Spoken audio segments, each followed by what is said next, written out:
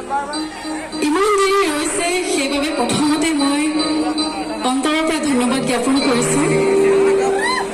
ইয়াত উপস্থিত থকা আমাৰ জ্যেষ্ঠসকলক মই সন্মান জনাইছোঁ, শ্ৰদ্ধা জ্ঞাপন কৰিছোঁ। ইয়াত উপস্থিত থকা মোৰ ভাইটি ভণ্টিসকল, সমনীয়াসকল, ককাই বাইদেউসকল আটাইলৈ মোৰ ফালৰ পৰা বহুত বহুত মৰম আৰু ভাল পোৱা যাচিছোঁ। তৰাবোৰ জিলিকিবলৈ আৰম্ভ হৈছে।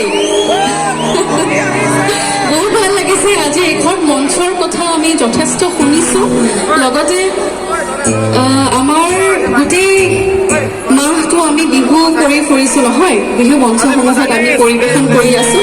আজি আমাৰ অলমষ্ট শেষৰ মঞ্চ আৰু এখন আছে, সেইখন হোৱাৰ কোনো সম্ভাৱনাটো খুব কম, যিহেতু চাৰিওফালে বহুত বেয়া খবৰ, বানপানীয়ে সকলো অসমখন ডুবাই থৈছে।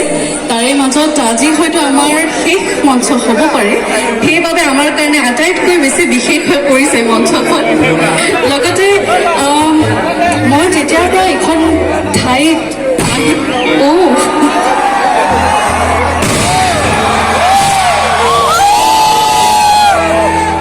শব্দহীন হৈ গ'লো।